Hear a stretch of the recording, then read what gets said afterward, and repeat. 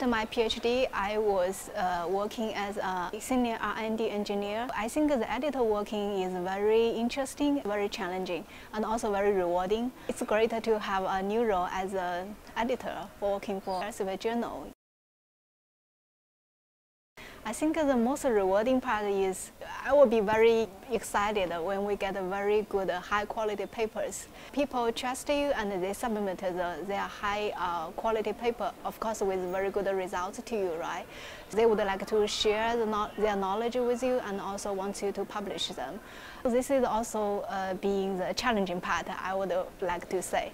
So how people would like to share this knowledge with you and their result with you, especially for a new journal. So people don't know what will be your future impact, and there's nothing basically. That's the very challenging part.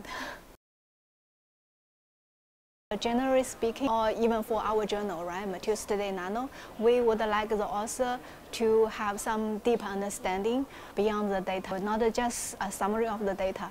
We want they have a deep understanding of the relationship with the microstructure and the performance. So how they relate to each other, some mechanism, explanation, some understanding. Yeah, it's a new journal. I think we wish it to be a very high-quality journal. You know, there are a lot of journals, but the high-quality journal is still lacking. So we want the high-quality result to be published in our journal. I think this is a golden opportunity for potential authors or already authors.